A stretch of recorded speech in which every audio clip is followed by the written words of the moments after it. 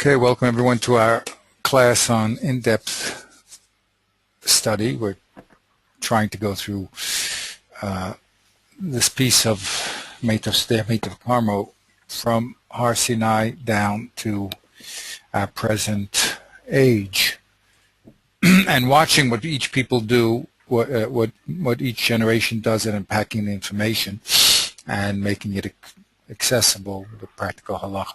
So we've started on Har Sinai with the pasuk, and then we went through the Gemara, Reb Machlokus Reb Shmuel, and we concluded in the Gemara like Rabbi Akiva, which is that the pasuk that says Meitav Karmo means that the mazik has to pay with the best of his land. So if he did $100 worth of damage, he has to give $100 worth of his best land to the nizak.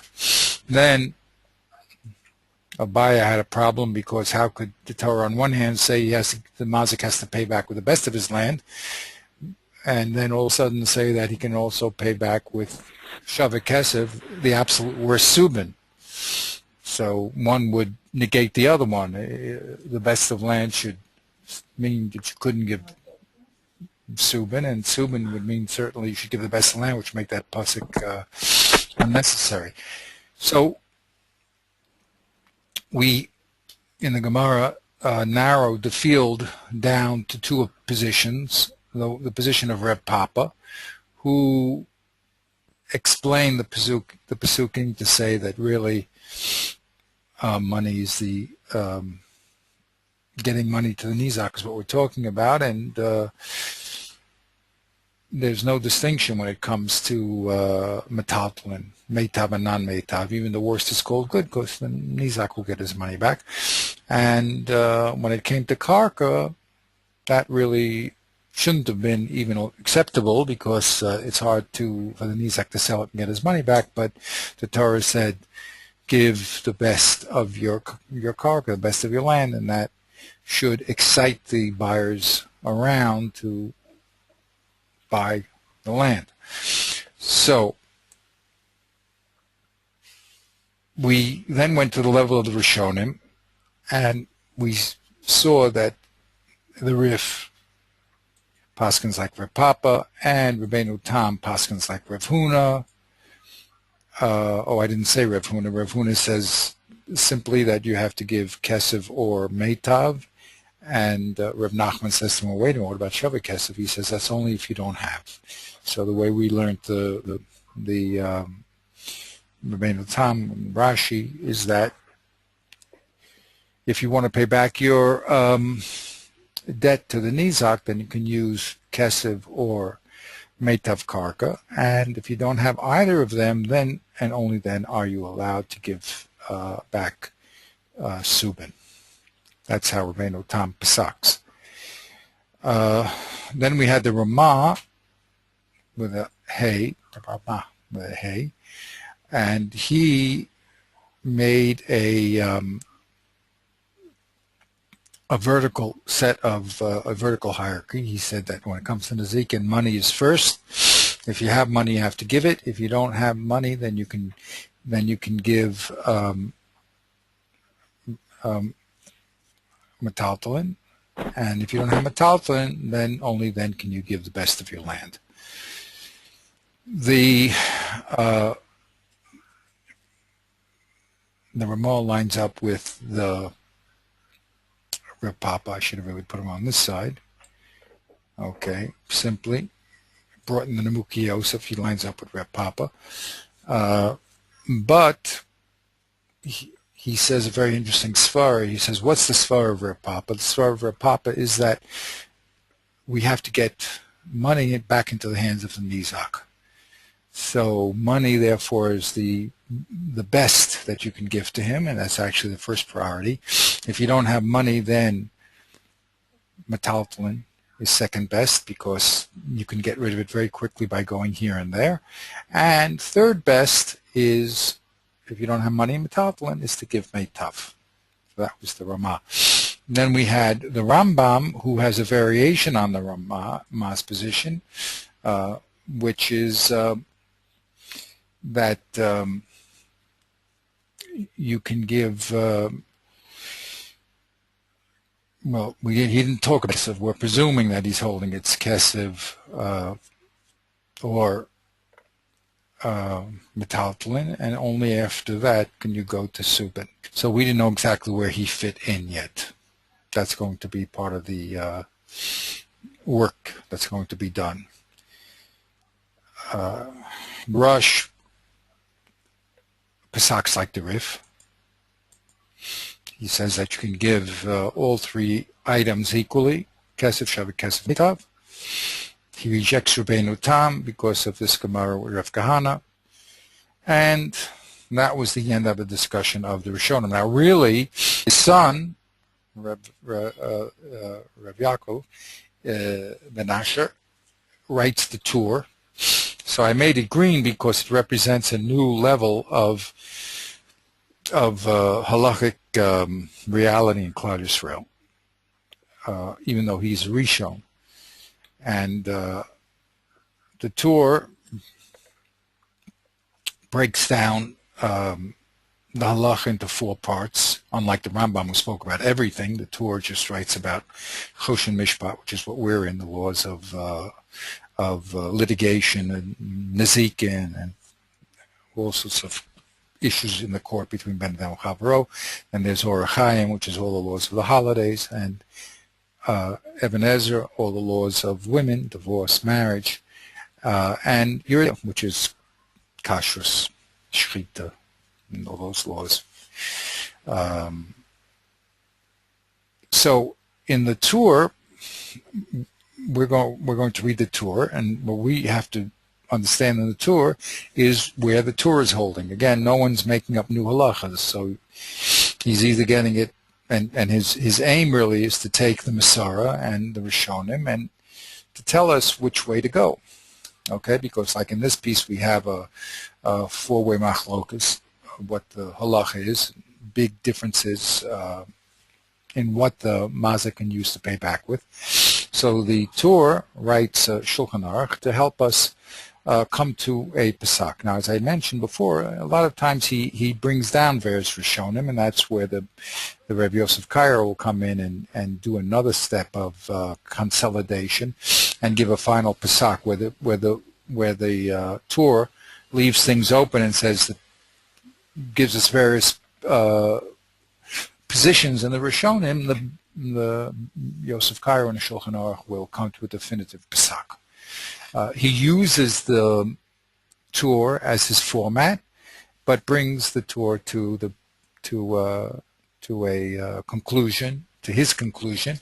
And we mentioned that when he writes the Shulchan Aruch, it's going to be weighted toward the Sephardic opinion, because he used the Rush and the Rif and the Rambam whenever there was a minority 2 against the other one, so then he went that way. That's how he decided the Pesach, which of course weights the halacha according to the Sephardic opinion, and therefore the Ramah with an Aleph for Moshe Isserles comes along and he writes his notes on the Shulchan Aruch and brings in the Ashkenazic opinion.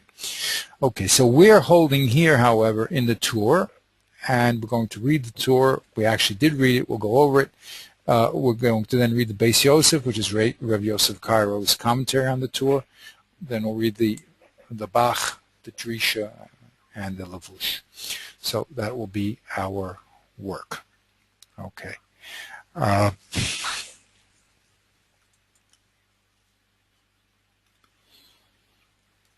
To get a little sense of these people, where they are, this is what the Tur looks like, more or less.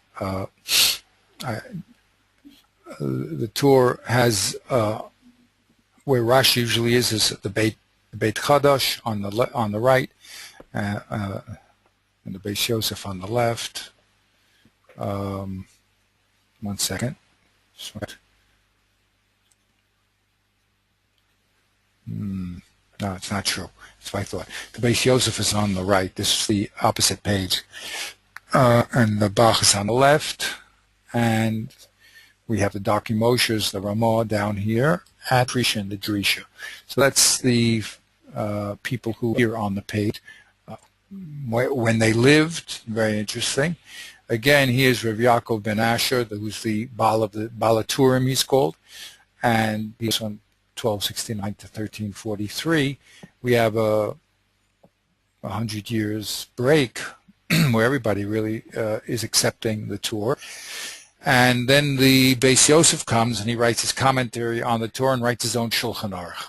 So on the tour, we have these people. The Rambam goes on and writes the notes on the Shulchan Aruch of the Beit Yosef. Will be involved in Lavush, who was a student of the Ramah, the Drisha and the Prisha lived very close in time with them, and the Bach, who lived a little after. So these are the people who we'll be dealing with, who comment on the tour. Now, of course, the people on the tour are also going to comment on the Shulchan Aruch, and we'll see exactly what they do. Not everybody, but some of them, like the Ramah. So let's now get into the text itself and review what we went over. I'll read it this time until we get to a place where you can take over. The tour says like this: Keshabayin ligvos lenizak nisko roen. When we come to collect for the nizak, the damage, then we have to look. What do we have to look for? Im yesh lamazik metaltalin. We're going to look at two things: if the mazik has metaltalin, and later on we'll see if the mazik doesn't have metaltalin. So if he has metaltalin, then the Torah says ein yordan lenichsav limborkarkasav. If he has metaltalin, we don't tell him, we don't go down to his property and sell his property. Ela yiten metaltalin, but we give metaltalin before going to his karka. And he says, "V'afil sheyesh lo kesev yochol l'shalmo b'subin." Even if he has kesev, he can pay with subin. The call mile the metaltalin meitavhu, because all metaltalin is called good, so you can give the worst metaltalin. Im ein lo metaltalin. What happens if he doesn't have metaltalin? Then and only then are you yored lekarkas idus ben nechasav. Then you go down to sell his property. Vafilu im ziburas shel mazik tova ki idus shel nizak eina makabel mimenu ela tzog shiten lo idus shebekarkasav. We said that the Gemara concluded, and this is the halacha brought down in the tour, that even if the mazik has property that's equal to the best of the nizak, but he has super duper AAA property, so then tough luck. Rabbi Kiva said he has to give his AAA property. Now, im yesh lo shnei idus, what happens if he has two properties which are equal? Then the rule is that the nizak cannot say, give me the A property, A edus and not B. Let's say A is closer to his fields or something. He has no rights to demand which one of the edus he gets. Ella talui baratzon hamazik liten mashi yirtzeh. The mazik can give any one of his properties as long as it's the best. Aval kashem mazik chofetz gam can liten lo idis should be cash. Now, what happens in the scenario where the mazik wants to give the idis land that the nizak wants? He just happens, I'll agree with you, I'll give you that B land which is next to yours. Then we say like this, but it's the winter and the price is low, and he says to him, so please wait until the price goes up. And he says, im tirso, so if you want this land, this next to yours, like give me the price of the high price in the spring. So the din is we don't listen to the mazik. If he wants to give that land, then it has to be. The idis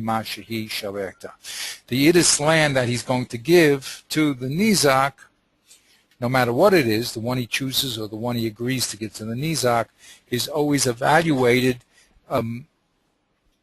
at the present price, which is, if it's in the winter, that's a lower price than it would be, right? That's what he says. Torah. So here the Torah is very clear, and he says that the kesef is equal to subin, and therefore the mazik can give, if he has kesef or subin, he can give it. And the only time that we're going to take meitav karka away from him is if he doesn't have kesef or subin. Okay, so the Torah is very clear about where kesef is. We were not that clear about where kesef was, according to the Rambam, if you remember. He didn't talk about kesef. He talked about the Beis Din collecting first from metaltalin and then only kesef, so that he does share with the Rambam. Also this language, Keshaborin Lahagos and the Nezek, he shares with the Rambam. But he puts the kesef equal to the supin. Okay? Unlike the Ramah, who put kesef above. Now the question is going to be, this is what we started to get involved in, what is the source of the Tur? Now before we can discuss the source of the Tur, we have to go back to his father. We have to go back to his father. Let's see if I have his father here. I did not put his father here. Let me go back to him, I'm sorry.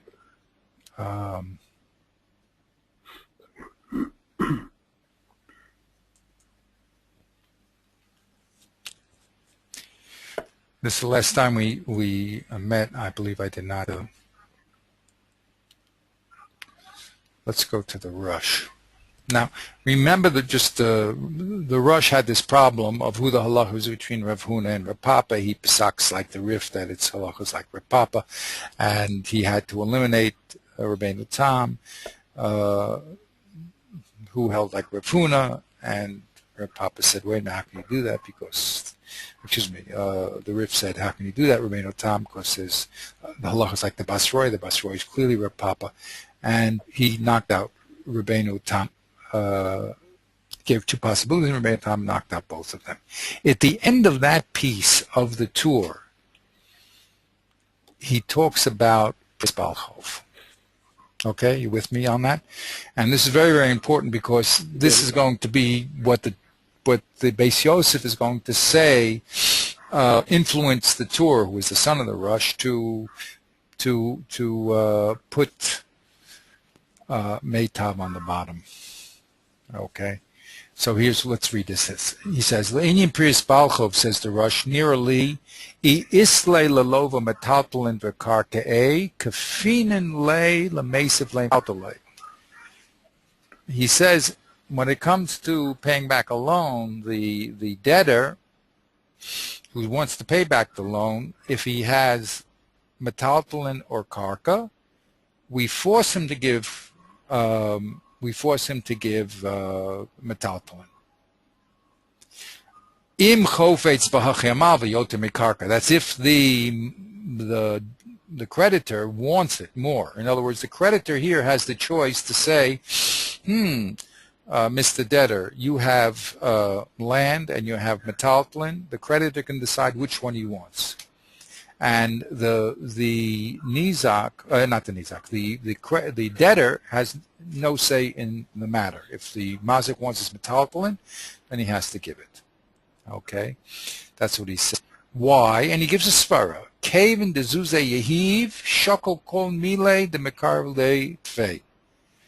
In the case of the Malvelova situation, since the creditor gave money, he has a right to take everything which is closer to money. What's closer to money? Between metaltalin and karka. Metaltalin. How do we know? The lo mizdabin bahai masa mizdabin masa chrisa. How do we know the metaltalin is better than karka?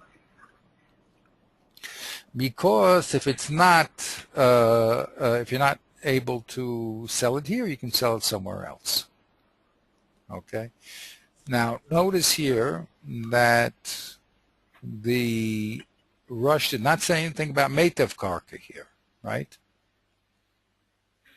He just explained that what Reb Papa clearly said was metaltalin has an advantage over Karka because you can sell it.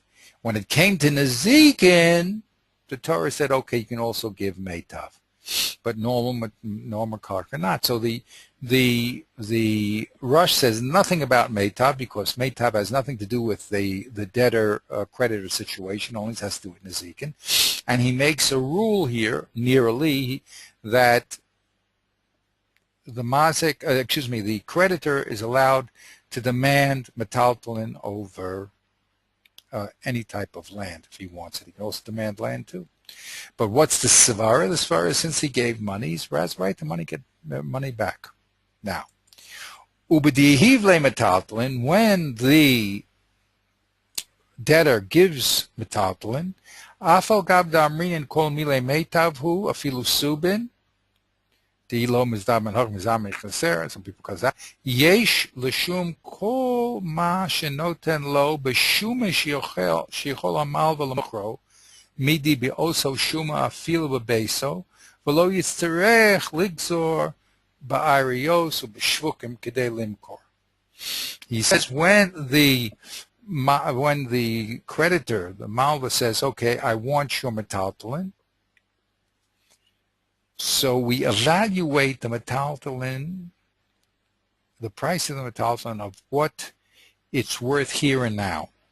And even though theoretically he may be able to wander around and get it at a cheaper price somewhere else or another city or sell it easier, we say no. We evaluate it here and now. Why? And he gives another svara, the Rush. The imlo kain, if we wouldn't do that, but we would say the mazik has to take this metaltalin and go flying all over the place to other places. Dim kain nilas delis bifnei halovin. If we didn't give that consideration to the creditor, we end up closing the door in the face of other debtors. No one would want, if the creditor knows, hey, if this guy doesn't have money, why is he buying money? He probably doesn't have money. So when he pays me back, I'm going to have to take his brand and go flying around all over the place. Well, I'm just not going to loan it anymore. Why should I lose my money? It's bad enough I'm giving the money. Okay, it's a mitzvah, fine, but not getting anything from it. But now I'm going to have to run around to all the towns to sell it? No. So the Rush says when it comes to malva, we have a rule that we don't want to close the door to creditors. And we say we evaluate the brand, if he's going to get the brand, or what it costs here, and not what it costs somewhere else. So we say shiten lo pachas mi, okay. Dim lo kain, if we wouldn't do that, then no one would borrow money, no one would loan money anymore. Shiten lo hapachas shebabeso im eno lo maos, he's allowed to give not the creditors allowed, or to give the worst of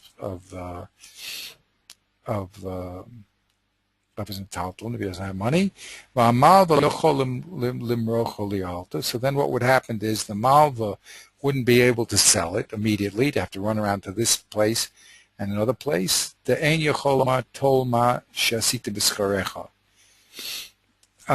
he can't say, there's another mix here, when it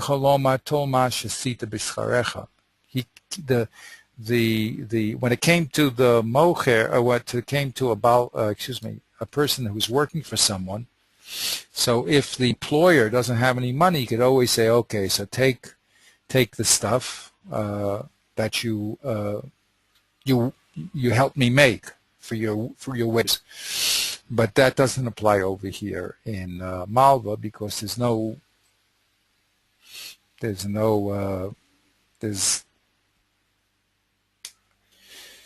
the Malva, there's no product at all. So the Rush, it's very interesting here. Again, we didn't really stress it so much because we didn't have this piece. I mean, I didn't show it to you.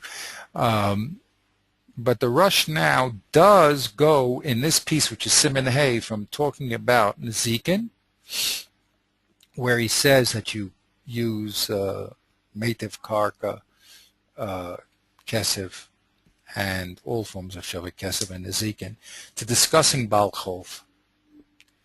And in Baal Chov, he says we have this din that metaltalin is taken before Meitav. Okay. Now, we needed that. Yeah, please. This Siman Hay is where is it positioned relative to It's in Nezikin.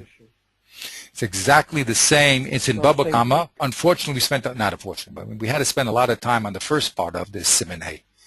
That first part of Siman Hay, which is in Baba Kama, on the part of the Rush is writing on Rav Huna Omer Kesef Ameitav, okay, and he brings down Rashi and the Rif and the Rabbeinu Tam, and then he shows why Tam is not worried about Basroi.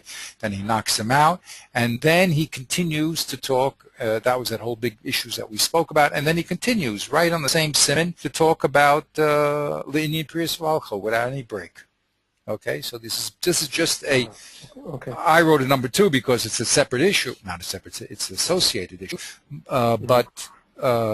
It follows right on the heels of Nezikin, okay, and rightfully so, because Nezikin does not have Nezikin has this law of Meitav, which doesn't exist in the law of Balchov. So if you asked me to read the Rush simply, I would say, well, he just told us in Nezikin you can use all 3 items equally, right? That means Meitav, Metaltalin, and Kesef.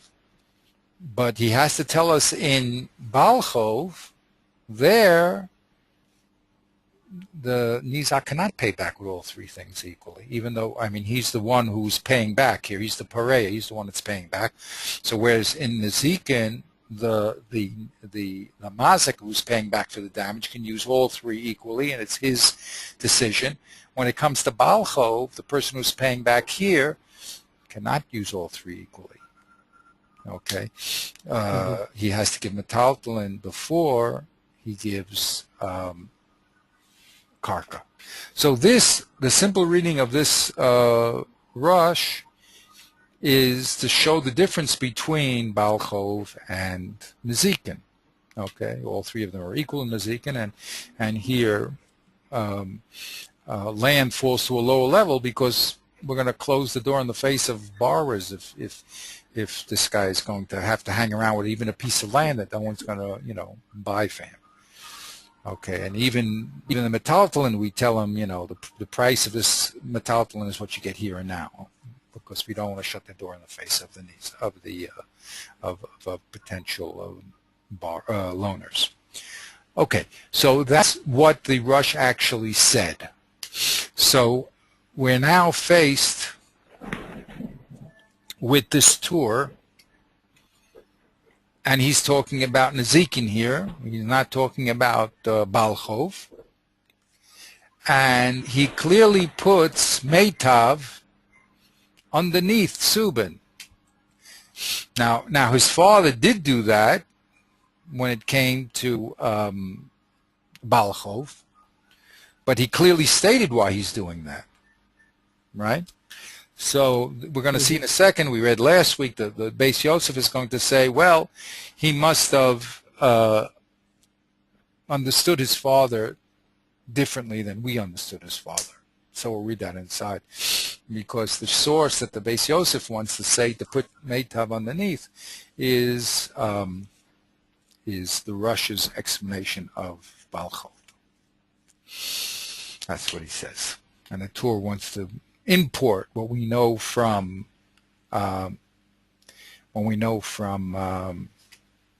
Balchov into Nezikin. That's what he says. So, but that's the action, and you see a lot of this is the Torah. A lot of what we read is the Torah, right? We said,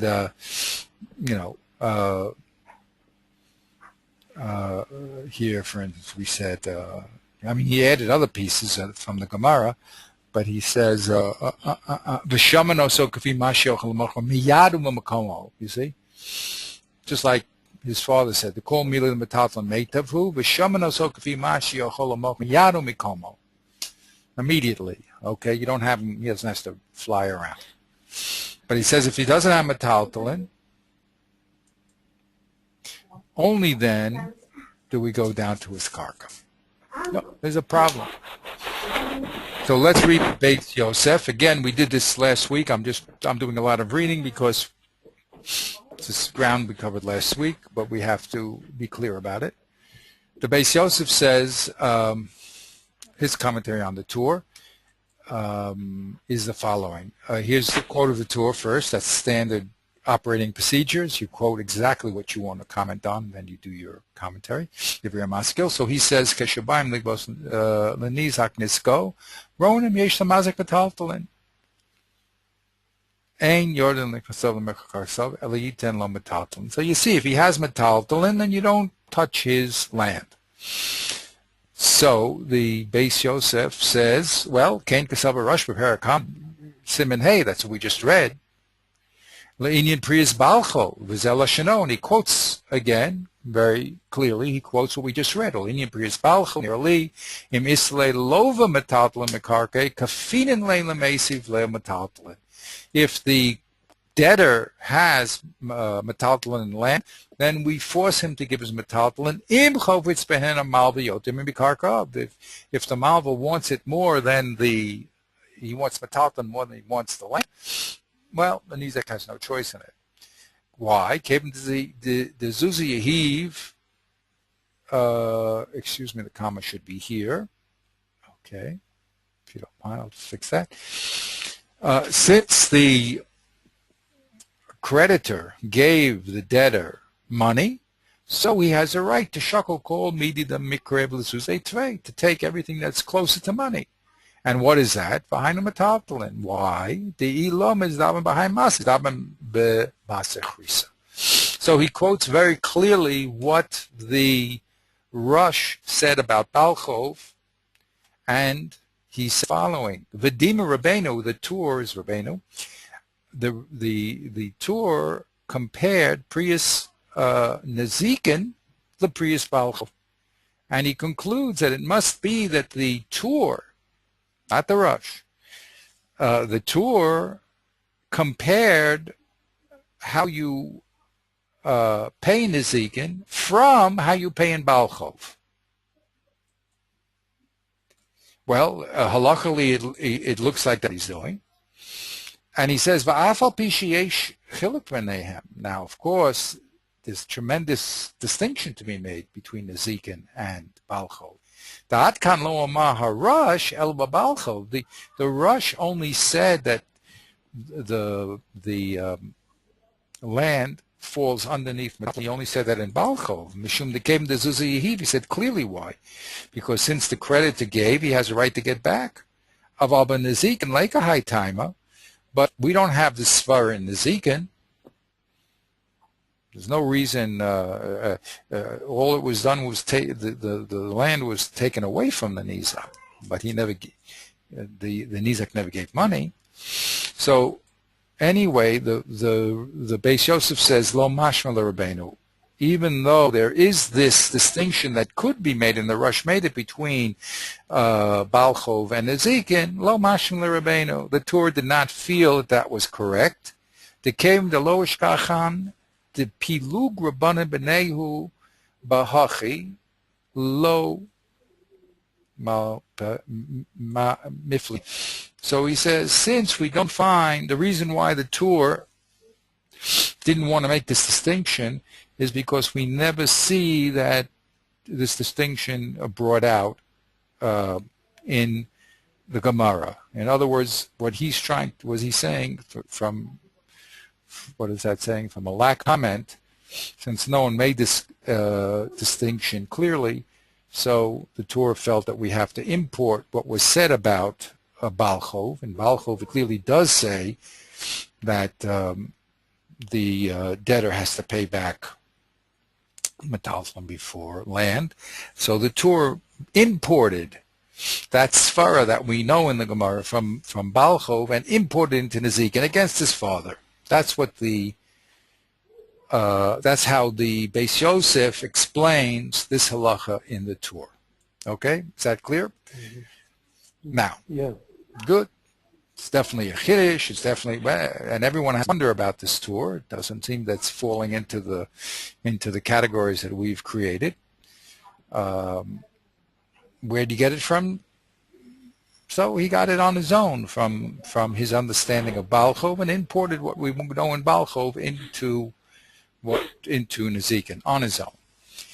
Now, the Beis Yosef continues, Umash ketuv apil sheish lo kesev, even if the nizak has kesev, he can pay with subin. That's what the Torah said. Yochel shalmo b'subin. Why? The kol mile metalton meitavu. Because when it comes to metalton, there's no distinctions. It's all called good, and therefore it's just equal to kesef. So you have kesef and metalton are equal. The only thing that dropped down a level was karka, meitav. Now, the comment of the Beit Yosef, he says, this is a member of Rav Papa, Rav Huna Rav Yeshua, Beparakama, the Baba Kama.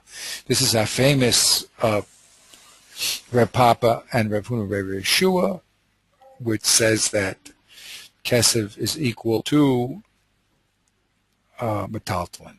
Now, of course, we have the question of where did Meitav come in here? You see? We thought that Meitav was equal.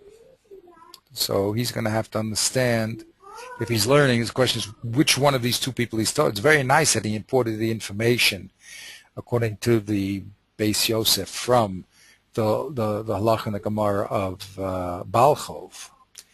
But where is he standing when it comes to Rav Papa and Rav Huna? So what he's saying is that he can't be Rav Huna, because Rav Huna says, "Oh, kesef meitav."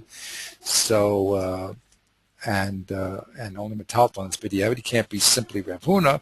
So he is Rav Papa in regards to kesef and metalton. They're equal. That far the Torah is with Rav Papa. But when Rav Papa said, the Torah said meitav sedehu, and we thought that was a equal compensation. What you lost in the ability to go to different places, you gained by the excitement of the local people buying the property. We thought that was an equality. And he's going to say, no, we learned from Balchov that, in fact, Rav Papa would push metalton into a lower madrega. That's how he has to explain the Torah. Now, here's the din of the Shuma, which he imports from his father. When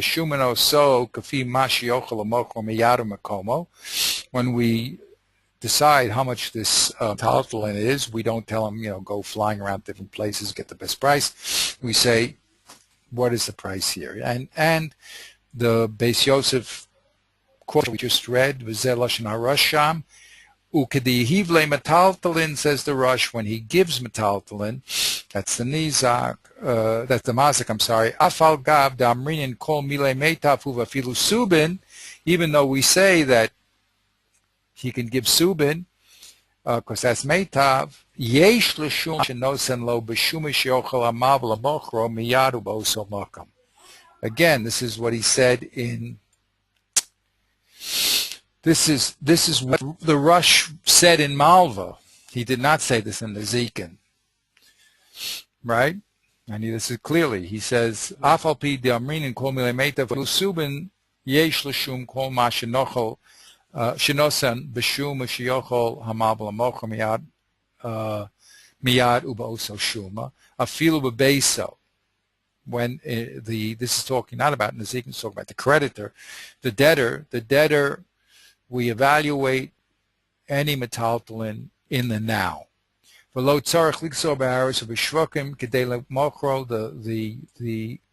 creditor does not have to go around to different places to sell it.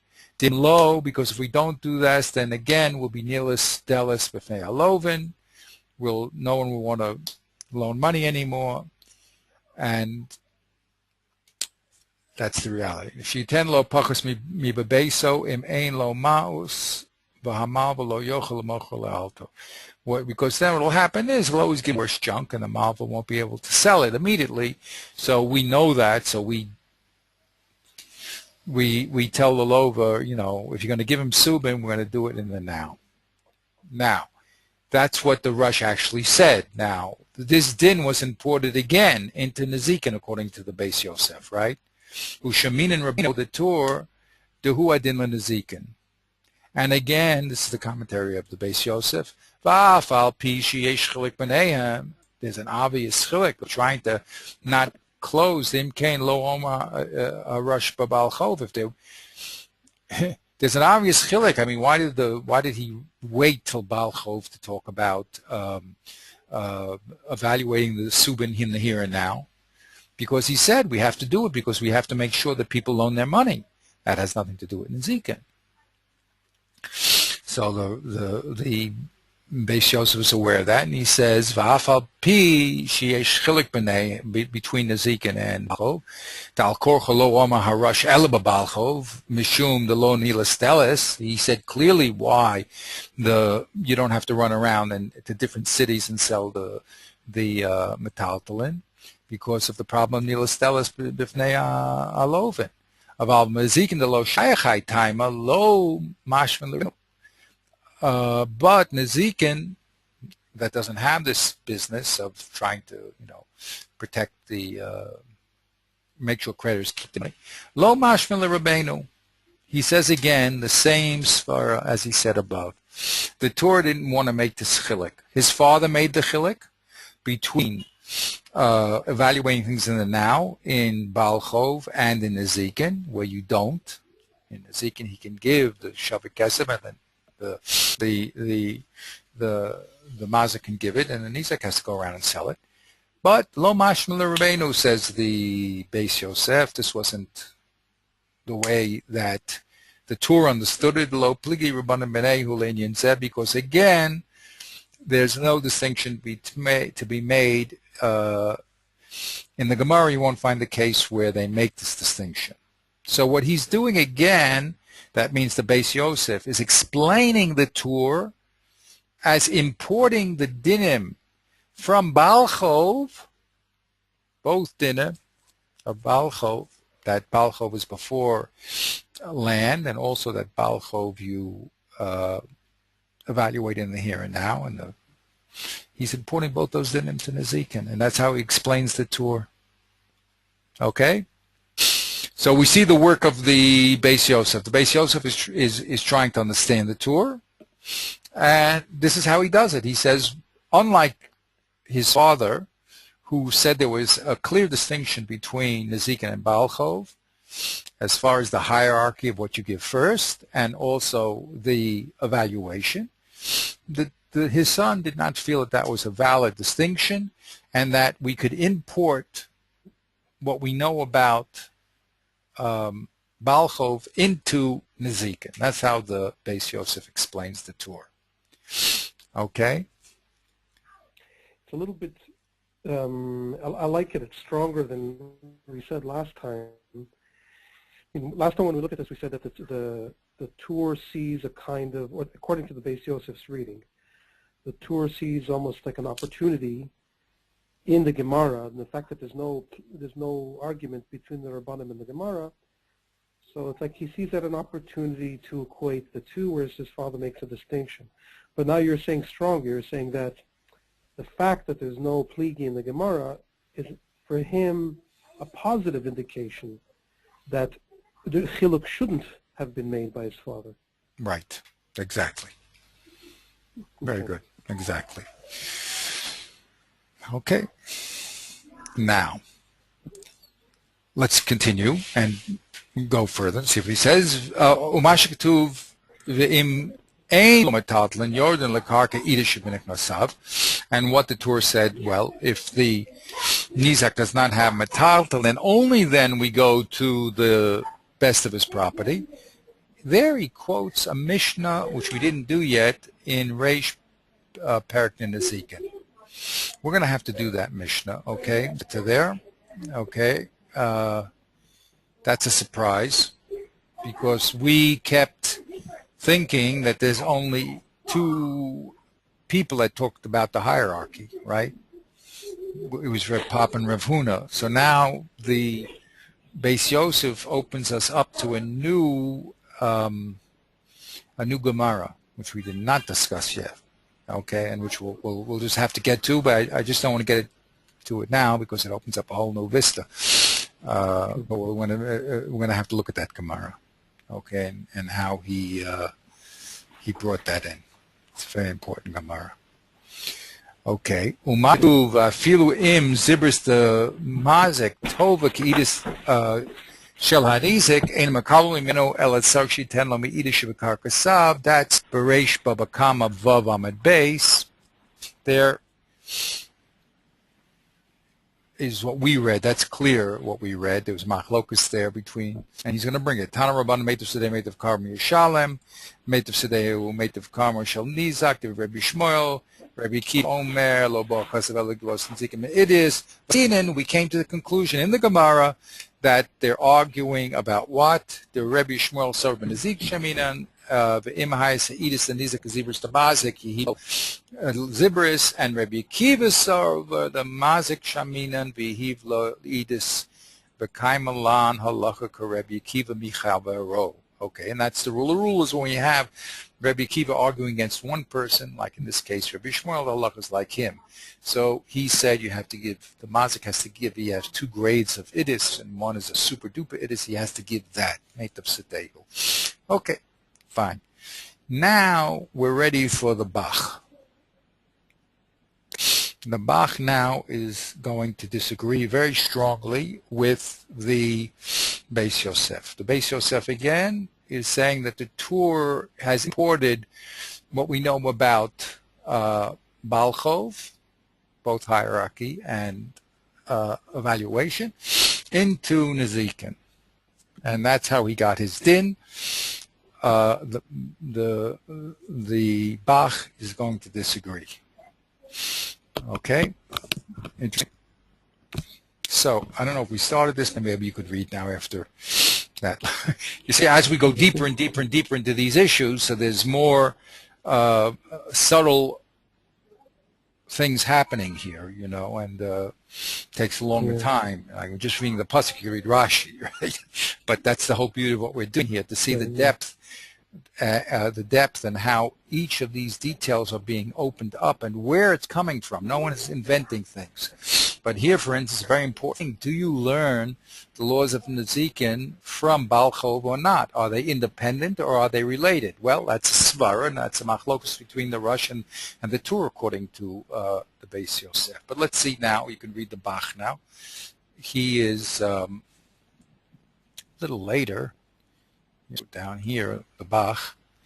Again, very interesting. These people that I showed you in the Shulchan Aruch, that Ramah, the Lavush, the Lavush is going to be a separate book we're going to get into, the Drisha and the Prisha, and the Bach we're doing now, they're all from Poland. They're all Ashkenazi.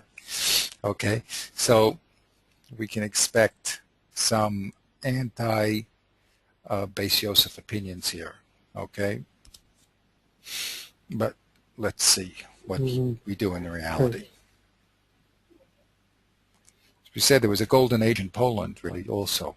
The parrots, whoever the prince over there, invited the Jews in. He was very nice for a long period of time. Unfortunately, that changed in recent history, but for a long period of time, Poland was very good to the Jews. We were there. My own family in Lomsha, I have records, believe it or not, that go back to 1750 from Lomsha, which is a small little place. So that's it.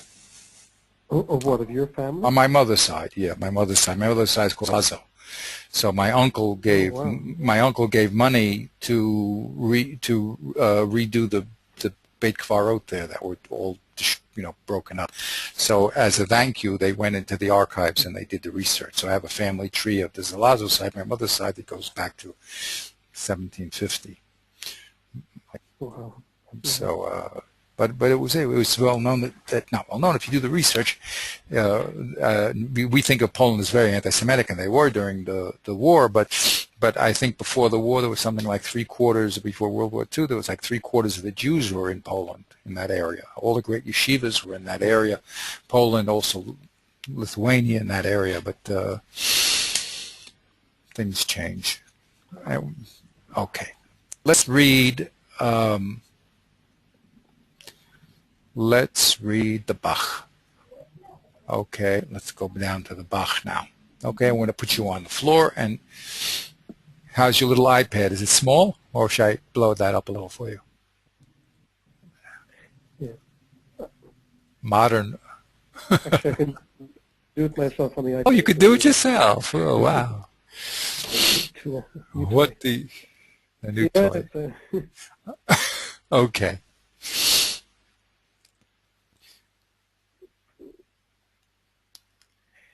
okay. Top Yutet, Kshaboy Hagway Sechuloi. So this is Quote of the commenting when Torah. they come to collect. Mm-hmm. The quote from the Torah. Nira the Rabbeinu, Amad the Psoik Kach, now he, the Perchakuf, the Bava Kama. So it seems that the Torah came to Paskin in this way from Perakuf and Bava Kama. Parakama, Baba Kama, the first parak which is... Oh, Okay, he doesn't have the page reference, but he is. I thought it was, okay. Parakama of Baba Kama. So right in the beginning, wait, from the Rumia that was set up by Abai to Rabbah. Kasav Meitav Sadehu in Mide Achrina Lo. When it says Meitav Sadehu, when it says to give the best of the line, that's what the Gemara means, but not another form of payment. Well, that's what Torah means, actually. Sorry? Right, that's what the Pasuk says, right? In other words, that's what... Right, that's in the Gemara. Right, exactly. Right. Tanya...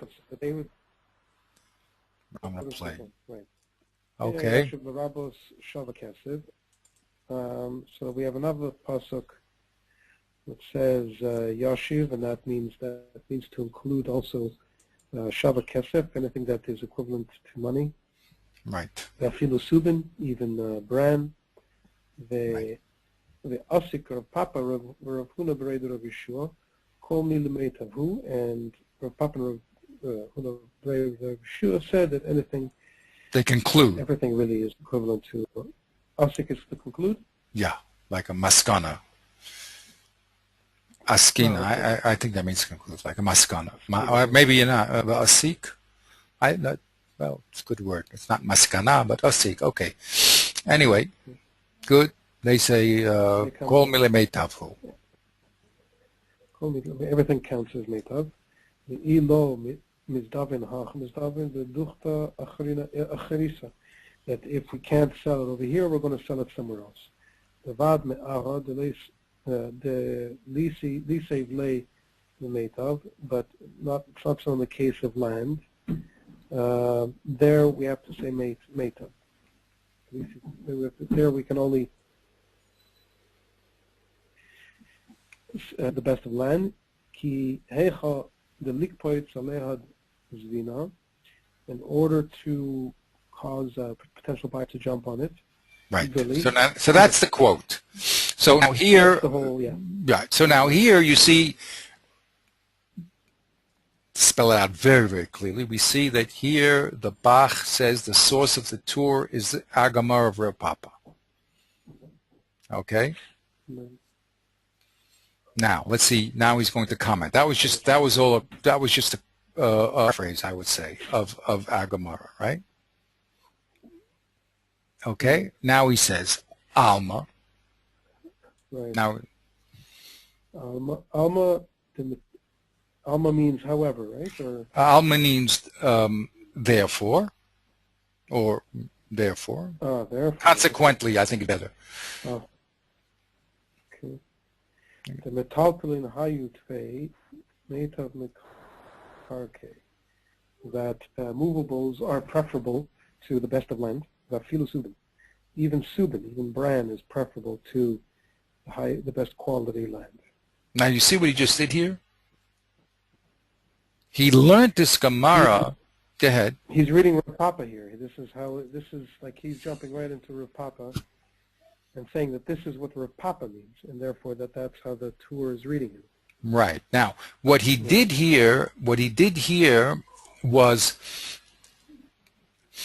when we analyzed Rav Papa, you see, Rav Papa makes a distinction between metaltalin and land, right? Metaltalin all forms of metalton are good because if you don't sell it here, you'll sell it somewhere else, right? Mm-hmm. Labar, he says, labar in the text, labar mi'ara, the leise blemi meitav. Labar or Levad? Yeah. He says levad. We have an agamara libar. What does Labar mean? Bar means excluding. Excluding, So it's in agamara, it's because this is a paraphrase. That's why I didn't want to put quotes around it. This is a paraphrase, right? So the question is when Reb Papa said that land is worse than metaltalin, right? Yeah. The question is, the Leise, when the Gemara said you should give meitav in order that the buyers will jump at it, did that factor of the excitement of the buyers bring it up to the equivalent of metaltalin or not? Right. That's the whole question. Right. So we were learning according to the Rush, of course, what you don't, the Bechina, this factor of finding all these buyers around metaltalin and being able to get your money back is counteracted by the excitement that the fewer buyers have, and it causes an equation, right? Yeah. That's how we understood with the Rush. Now, the Tur, according to the Bach, is saying, no, the way the Bach read that Gemara is the Torah lowered the bar on what was acceptable and said even metaltalin, even the best of your land. But of course, that's a step down. Like a b'diavad scenario. Exactly. Right. Now that the Bach, in other words, the Bach is reading that into to Reb Papa, right? Right. So now what they're handling is the source of the Torah. Where did the Torah get it? So the Bach is saying he got it from the Gemara. It was a svara. He had nothing to do with Balchov. Balchov is clearly what the Rush said about Balchov has only to do with Balchov. Nila Stellis, forget about that. The source of the Torah was this Gemara that put land at a lower value and kept it there even when it said Meitav, and the Torah said we're going to lower the bar and say B'diavad you can give Meitav, but it's only B'diavad, nothing else. If you don't have metaltalin, so we'll allow you to give land. You don't have to go out and sell the land yourself. Okay, we'll allow you to give land, but it has to be the best of land, and what we discussed very interestingly, and a little bit, and it's something that I'd like you to think about also, is the relationship between the two parties here. We said there's a person holding the money and the person that wants the money back. So the Torah has to protect both people from exploiting the other party. So when it came to the Nezikin,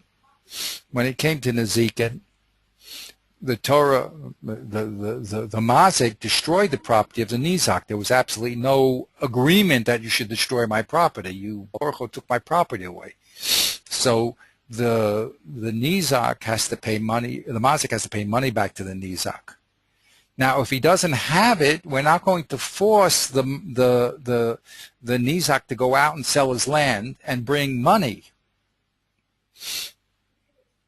That's what the Torah will say. Well, it depends if it's l'chadchila b'diavad, you see, but that will be the svara. How much are we, as the Torah now concerned? In other words, we say a bird in the hand is worth two in the bush. I mean, the mazik may not be so excited about paying back because he didn't get anything in this deal. It's true that his animal destroyed something, but he's not so excited about paying back the debt for something that he's not going to get anything from. So we want to make sure that the Nizak gets his money. And there we have a push and pull. The Nizak has to get his money, the Mazik has to get his money back. and he also can't be taken advantage of. So here's that delicate balance. There's a machlokes here purely in Svar on how to read this Gemara, which is do we push land to a b'diavad situation and say you can only give it if you don't have kesef and metaltalin, or you raise it up, and that's a pure, according to the Bach, that's a pure svara, and that's how the Torah understood the Gemara. Interesting.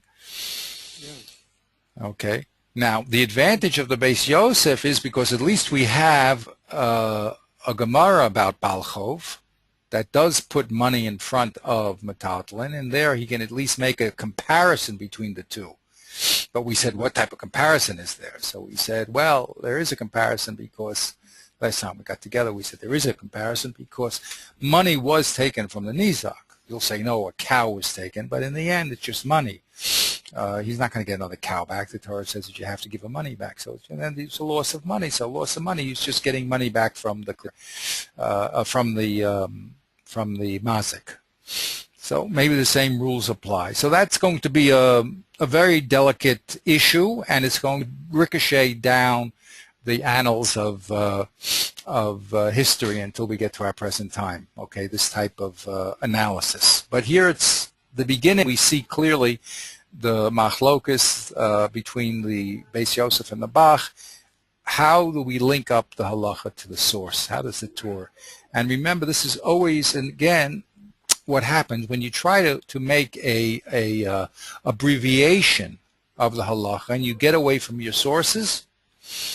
On one hand, you're gaining because a person can quickly find what to do. On the other hand, you're losing because you're not understanding the context of where the halacha came from, and that can have an impact on what the halacha is. So here we have a classic case of the Bach disagreeing with the Beis Yosef on the source of the Torah. Okay, so the Bach says from this Gemara we see that metal is better than karka. That's definitely true. Afilu subin. That's definitely true. Va'afal pi shanizek chofetz. Oh, you should read. Go ahead, keep reading. Va'afal pi.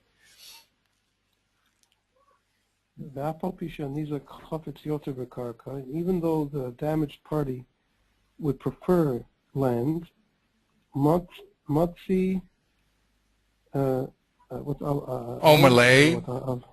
Matzi Omelei Mazik. The Mazik can say. So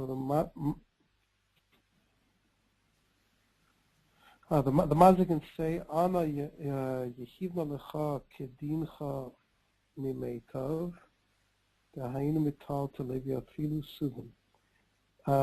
I've given you according to halacha from meitav. The Torah says I have to give you meitav.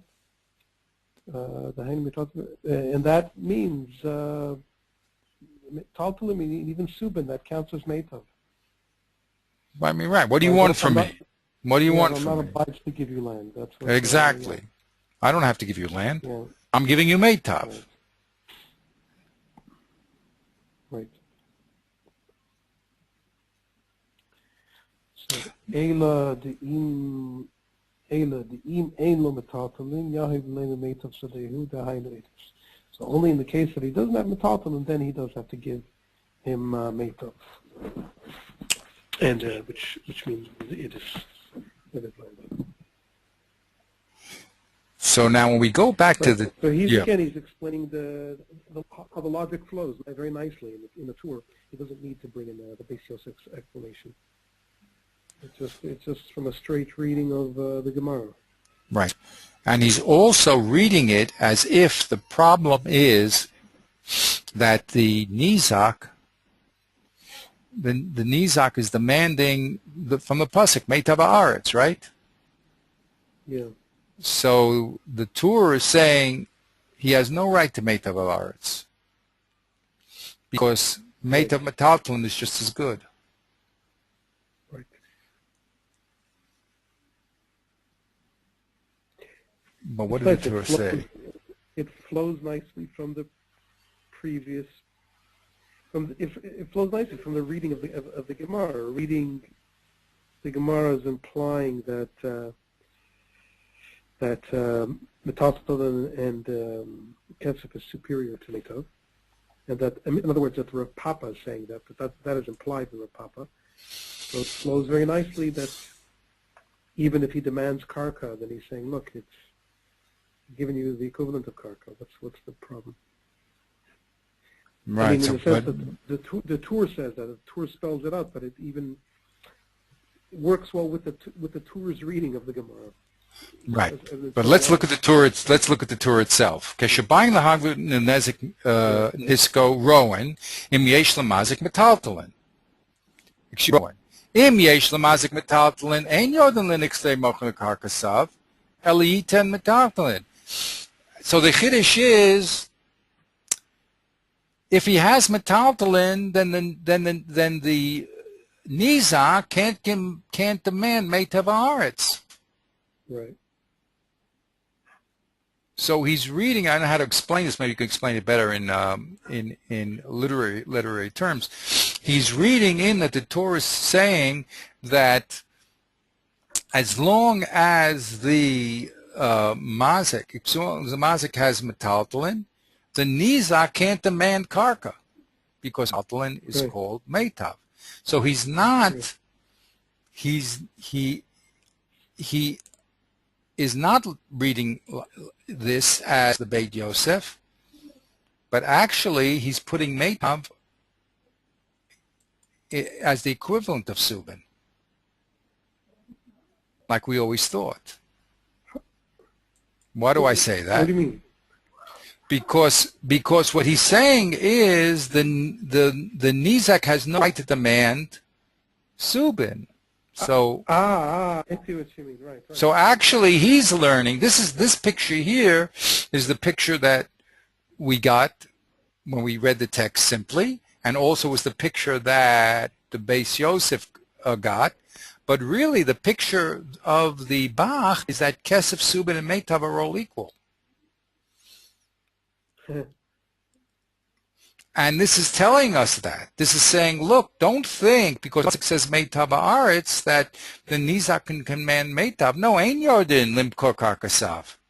The Nizak may want us to do that, but we don't do that. But this depends on an equivocation. Not I mean, I don't mean that in a bad sense. I mean that there's a necessary equivocation in the word Meitav. On the one hand, the word meitav functions as a qualification of specifically land, and on the other hand, as part of the argument, meitav is equated with any other equivalent object. So because of that equivocation, you can say, look, you are getting meitav according to one definition of the word meitav, which is that meitav equals anything of equivalent value. You may not be getting meitav in the strict sense of the word, in other words, as applied to land, but so what? So what? He's almost like he's saying that's a derivative meaning of meitav. Oh, well, what did Reb Papa say? That was Reb Papa's problem, not his problem. Reb Papa said, "Kol mile meitavhu." Yeah. He's the guy that did it. He's the source. Yeah. Meitav haaretz. You think that's a special quality that's above everything else? No. Meitav haaretz is a distinction between Meitav haaretz and Beinis and Zivras haaretz, but in metaltalin, it's all Meitav. It's all Meitav. So he's the one that switched the term from a contraction or in karka, or limitation of karka and everything else to all types of metaltalin. In other words, he said all types of metaltalin has the quality of meitav. That was his big chiddush. It has a secondary effect, though, which is, it's interesting. It has the opposite effect. I mean, once meitav comes in that way to equate everything, it also protects karka. It excludes karka. In other words, it's giving us now a reason not to give karka. Exactly. See what I But mean? it's Like not protecting. But if it's you not would take, protecting the Zizak. Again, we're looking at the two parties. It's helping the Mazik. It's. Excuse yeah, me. exactly. It's helping the Mazik, right? Yeah. Or it's saying, yeah. The mazik, yeah. There is, in other words, what I'm saying is that this way of looking at it does see some kind of difference between karka, kesef, and subin, but because it's from the standpoint of the mazik now, it's I don't know how to put it, but it's almost seeing karka as more valuable in a way, from the standpoint of the mazik. It's allowing for the mazik to hold on to his land as something more valuable precisely by equating it. That's what's ironic. By equating it, making it equivalent to kesef and subin, it's actually, in a way, making it more valuable. You know what I mean? But only it's perspectival. It's introducing the perspective of the mazik in a strong way. Right. His preference. He may think it's better. He may think land is better than metaltalin, and he has, and may want to hold on to his land. Right. But again, this was the problem of Abaya, because we always thought Meitav Haaretz was better than all forms of metaltalin, and Reb Papa switched that around. He said it's not true. Says Meitav Haaretz and metaltalin have the same factor in relationship to the Nizak collecting his money. That's all. We're just looking at, we're not looking about what is more desirable to the Mazik or the Nizak. We're looking at old reality of what's more like money. That's all. You just have to pay back money here. That's all. What? So are you paying money or not paying money? So if I'm giving you Subin, that's money. If I'm giving you Meitav, that's money. If I'm giving you Bein Zibris, it's not money. Fine. So I understand what you're saying, but now whatever the Mazik's desires are, that's fine, because we're not really caring about him so much. I mean, as long as he's getting money, as long as the Nizak gets his money back, and that's really all the Nizak wants. That's how Reb Papa says the Nizak just wants his money back. He knows his cow is gone and not going to get a new cow. He just wants the money back. That's all. So the Mazik says, look, the Torah says Meitav Haaretz as a chiddush, that in land the Meitav Haaretz is equal to all types of metaltalin. They're always Meitav. Why? Because you get your money back. There's no difference. So actually, here the Bach is putting back the tour with his father,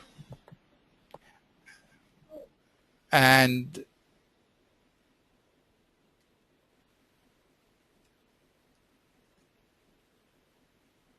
yeah, and saying that this whole thing is coming from Reb Papa, and all the things are equal.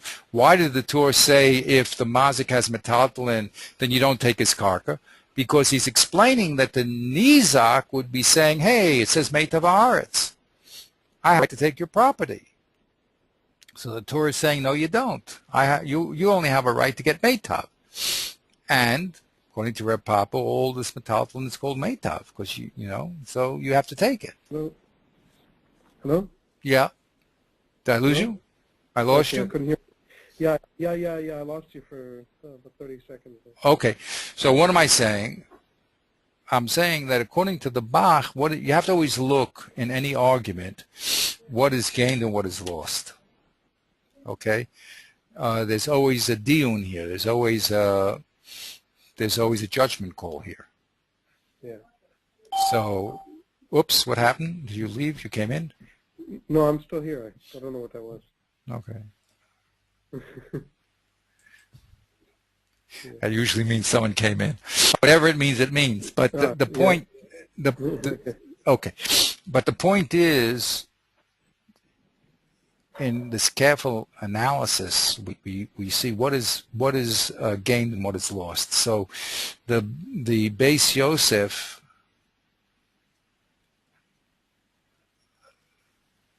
says that the source of all this is Baal Chov. And he splits off the Tur from his father. And he says that the Tur is bringing this din of a preference of metalton over karka from Baal Chov. And that's very, first he's splitting off his father. His father only said it in Baal Chov, and he's making a new relationship, which we're going to have to investigate. That's the difficulty over there. But what he gained is at least he has a source to put. He has a source that says that Subin is better than Metalton is better than Meitav. He has a source in Baal Chov. Yeah. But it's. So the gain of the Bach is that he puts, first of all, the Tur with his father. He makes the Tur be Reb Papa, and he actually makes everything equal again. But he explains, this is what I wanted to get with you. He's explaining the Tur to be answering the taina of the Nizak. When the Tur said, when the Beis Din is going to collect its money, right? If the mazik has metaltalin, he can give it. It doesn't matter if the nizak wants land and he yells meitav. The Tur is saying that if the mazik has metaltalin, then we don't take away the meitav haaretz. You might think so because the pasuk says meitav haaretz. Says no, we don't take it away because the mazik has a right to give subin, which is meitav, and that's Reb Papa. Right. Very interesting. What I have to think about myself, and what I'd like you to think about is, in the words themselves, is this more dochek? In other words, when we first read the Tur, we thought he was holding this position. Now, how did he change the same words and come to the position that Kesef is equal to Subin and Meitav? What did he do to do that? So we can, I would just like to understand that consciously. I mean, I understand what he did. He said really everything is equal, and we're talking about the mazik's rights. The Beis Din does not have the right to take away karka from the mazik. Why would you think so? This is meitav haaretz. But no, as long as he gives him taltlin, that's called meitav, the mazik can give it. Okay? Beseder. So that's the Bach. Go ahead. Yeah, my question was, how come we thought originally that this is what the scenario was? And what did the Bach do in the words to change the scenario that Kesef is equal to Subin and Meitav? You hear what I'm asking? Yeah. He's got to lose something here, because when we first read this, it seemed that the simple meaning of the words is the Beis Din collects from a taltlin and doesn't collect from land.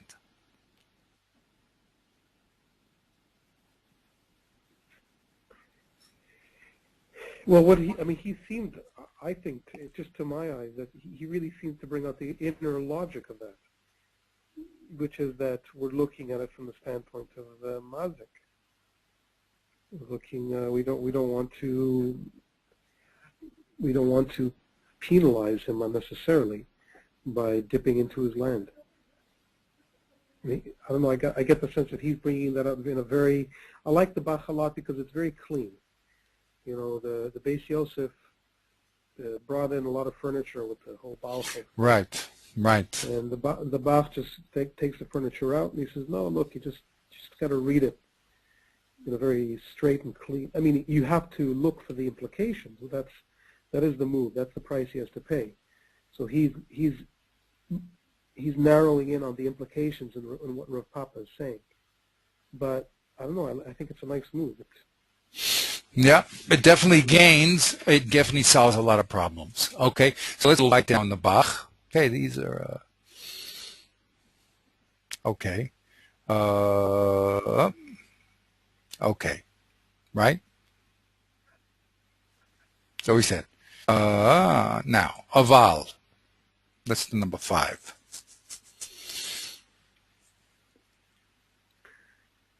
Aval im hamazik chafetz litin lekarka. If, nevertheless, the mazik does want to give him karka, I guess in the way that he's asked for, he's complying with the wishes of the nizak.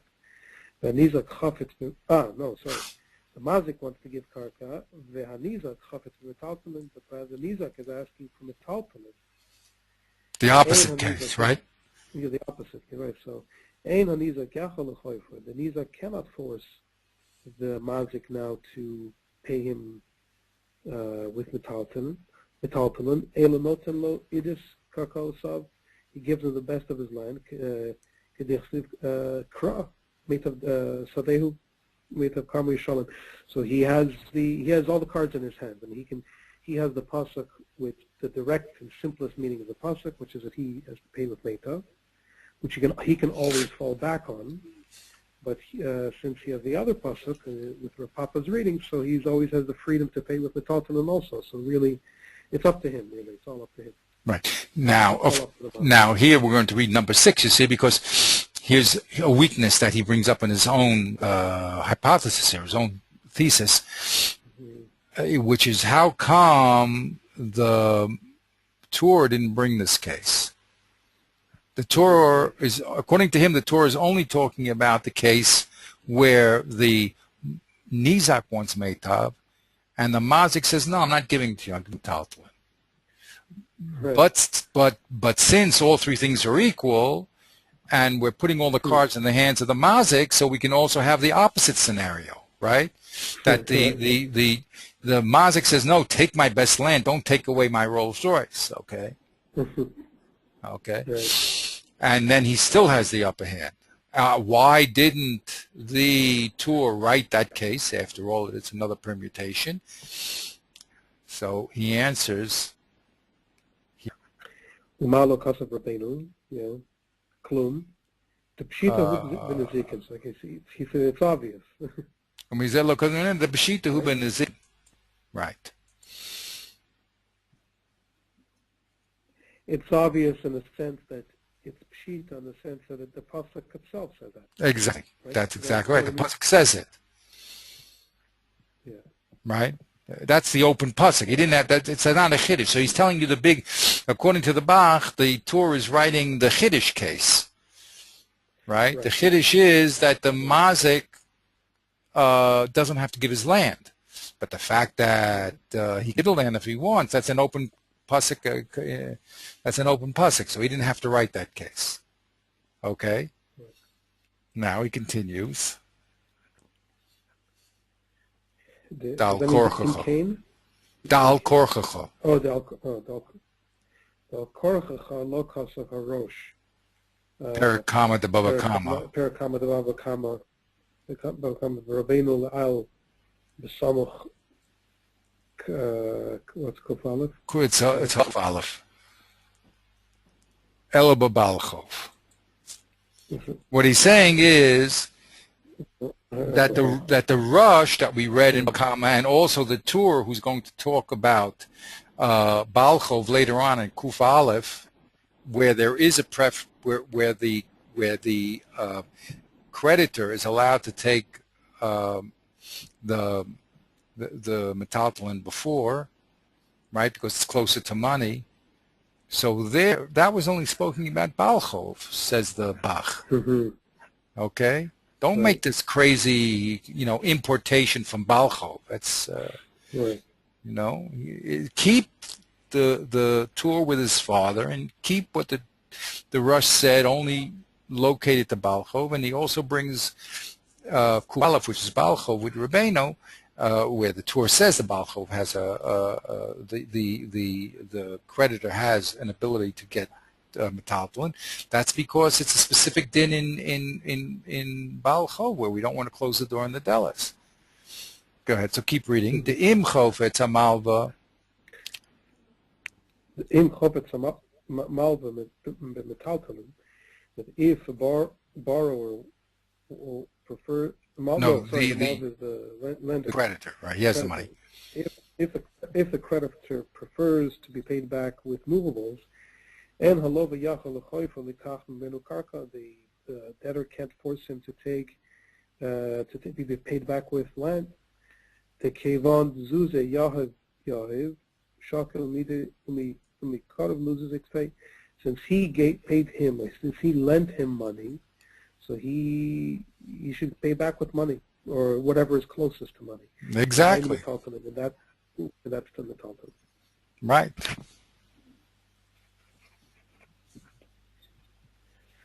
I find it's interesting that he points. I like how he points out that not only did the Rosh keep this halacha separate.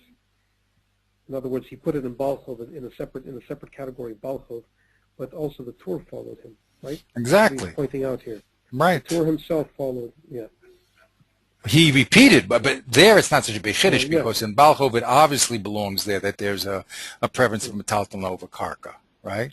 Yeah, right. But to say that he imported that din by himself into Nezikin is very, very stretched. Right. Okay, and that's what he says. Aval ben Nezikin.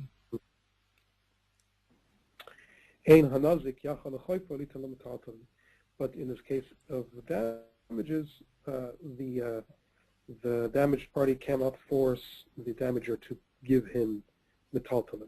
That's only something that can apply the balchol. Exactly. That's what we're going to say here. A creditor can do that, not a damaged party. The law chas of Rabbeinu ele heicha dehamazik chafetz litin lemetaltonin. So the Tur did not write. He didn't say this. Except, in other words, he only said it. He only said that the damager, he only spoke about the case where the damager desires to pay him with movables. And the damaged party only would like to be paid with land.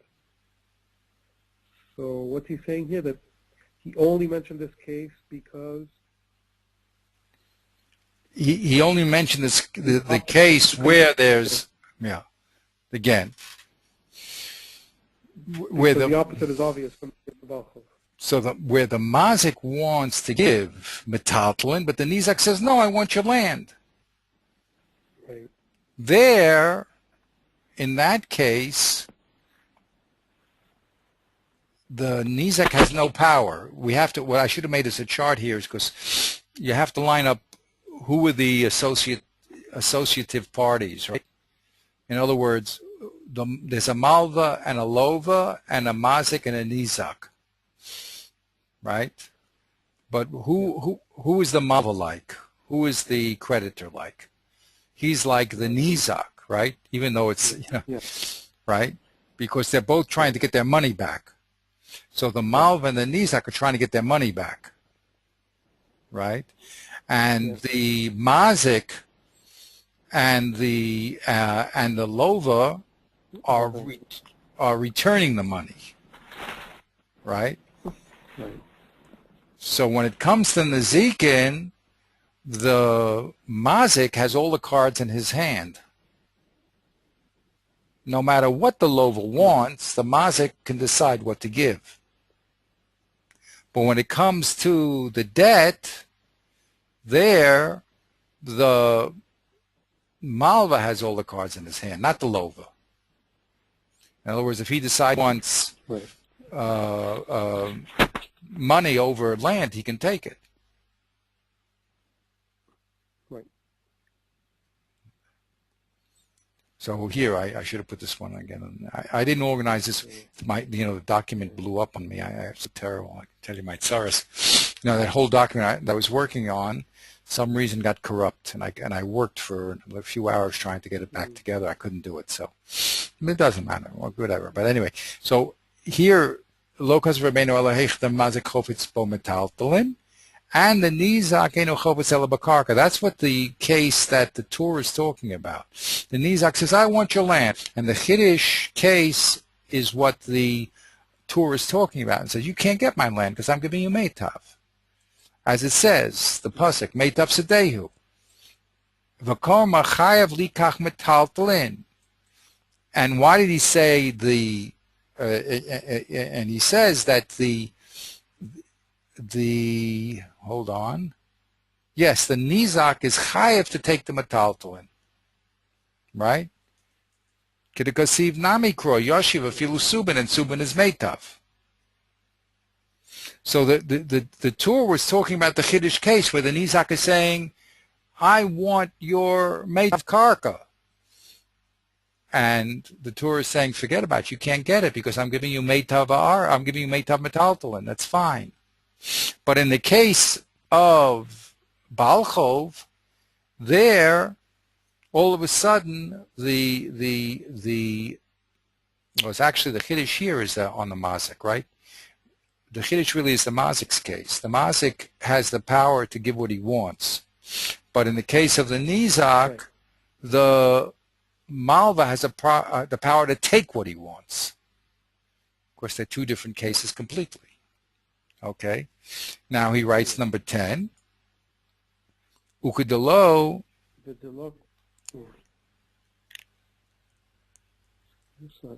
V'delo kanira medivrei Beis Yosef. Yes, and this is not like not like what the Beis Yosef appeared. Yeah. Yeah. Right. The Haven medivrei Rabbeinu the Chavan son Loimar, which I guess he understands from the words of Rabbeinu from the Torah to mean the Chafinan Lova the Chafinan Lova Lamazik Litain Lo Metaltalin. That what's Lova? Yeah. What's his Lova here? The Chafinan that we force something. There's a mixed metaphor here. Mazik. There's a mixed metaphor here. What's going on here? Is this the Lova? I'll have to look in the text itself in 1 second. That's where we were stuck last time. I remembered we had this problem last time too. The Confin really, the Confin Lova Lamazik Liten Lataltalin. Maybe that's what we said. The Confin and Lova Ulamazik. They're the associative cases, right? The Lova owes the money and the Mazik owes the money, right? Yeah. Yeah. So according to the Beis Yosef, the Lova is like the Mazik, and they are both forced to give metaltalin. Right. Is that correct? In other words, that's what the Beis Yosef said. In the Beis Yosef said that just like the Malva can force the Lova to give him metaltalin before land, so too the Niza can force the Mazik to give metaltalin before land, right? That's the position of the Beis Yosef in the Torah, right? Okay, the Gefin and Lova, I think that means Mazik. I would not put a lamed here. I wonder if I have the text. I wonder if it's there. On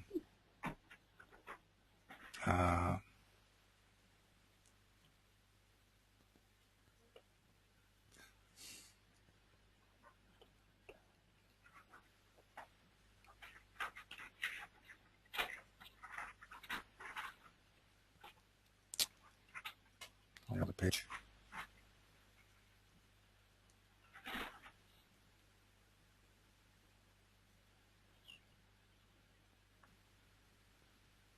That's the pre-show. That's the second page. Where's the second page? What is this page? This is the Shulchan Aruch itself. Okay, the kafan aloma, the kafinin lay lamazik. Oh, you see what he says here in the text? It's not written like my text. Okay, kanira midivrei Beis Yosef. It's not. Excuse me. Udalo kanira midivrei Beis Yosef. Right. The havin midivrei Rabbeinu. The kafan aloma, the kafinin lay lamazik litan lo metaltalin. So that word. I don't know where I got that word from, a mistake, but he cuts out that word. The confinin lay Oh, le. it's He just the cuts yud that out this became word. above. What? The No, confinin no, no. lay. No, it's Ah, yeah, the yud should be, yeah. Leila oops. Mazik, it's just to the Mazik. That's Yeah. it. The confinin lay la mazik liten lo metaltlen. Yeah. Okay, that could be in a. Yeah. Okay. Beseda.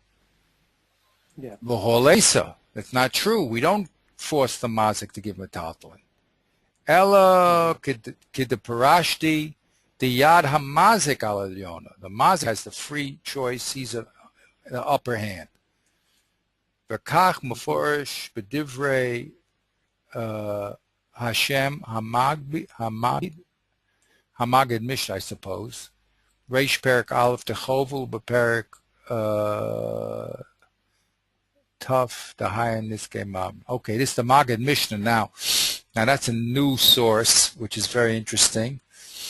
The Magid Mishnah is on the Rambam. Okay, but he wants to say the Magid Mishnah explained the Rambam this way also. So we didn't. That's another source we have to look up. Okay, so that's the Bach. The Bach disagrees with the Beis Yosef, and he says the Chiddush of the Torah is only to give the power to the Mazik. Don't think the Mazik has any special powers. The Nizak has any special powers to take what he wants. The Mazik has all the cards. Papa, like we always thought, all three things are equal. That puts the rush and the tour together, and there's no comparison at all to Balchov. Balchov is a separate issue altogether. I like, what's nice also about this Bach is that it starts off as a different interpretation, different way of reading the Rosh, which disagrees with the Beis Yosef, or reading the Tur rather. But he actually, what I like is that he ends off with a real nafkamina. It actually has a halachic implication. The Beis Yosef's reading of the Tur has a halachic implication with which he disagrees. Yes, 100%. Yeah. A very serious halachic implication. Right. Very, very serious. Wonderful. So now let's read a little of the Drisha. You have a little more energy here to keep going, or how are you doing with your time? I'm worried. The truth is, I'm just a bit worried because we have to wake up early. Okay, so let's stop here. It's a good time. But yeah, send me an email or up to the Drisha.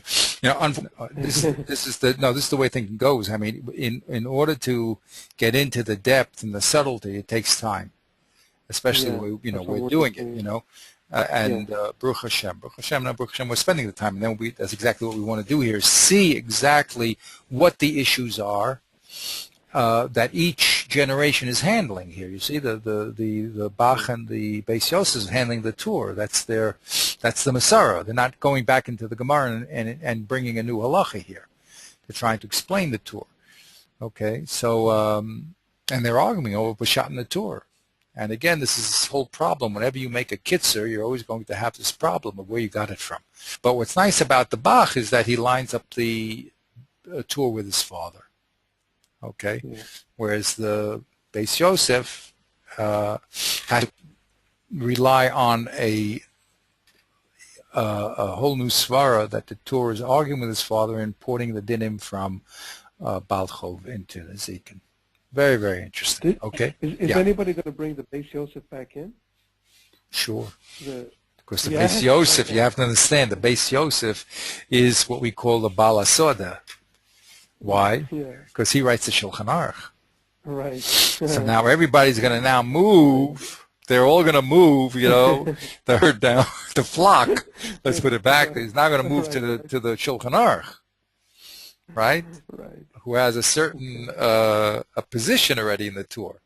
So now the Ramah is going to come in, and woo, woo, all the fights are going to happen because this is a very serious battle over here. Very serious battle, and it's going to have ramifications all the way to all the way down the generations. We're going to see it. Okay, all the way. This is the setup. We're setting up the information to see what the svaras are and how they're moving. And they're very, as you said, there's practical differences here. We're not talking about a theoretical, well, who does he hold like? There's a very, very practical difference in the zikin, whether you hold that that meitav is a b'diavad choice or a lechatchila choice.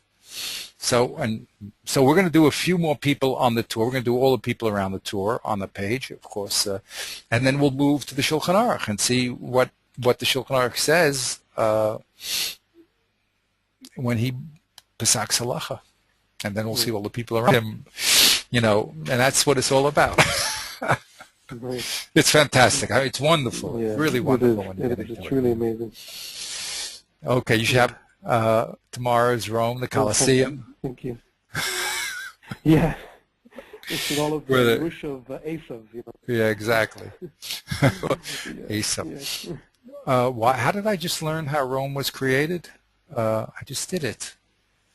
Rome was, Shlomo Melech. Yeah, B'daf Yomi. Shlomo Melech, when he married not Bathsheba, the Queen of Sheba, the one. The Queen of Sheba, yeah. So that's how Rome happened. I have to look it up for you. That's how Rome started. It was that Avera that caused Rome to get its power. Wow.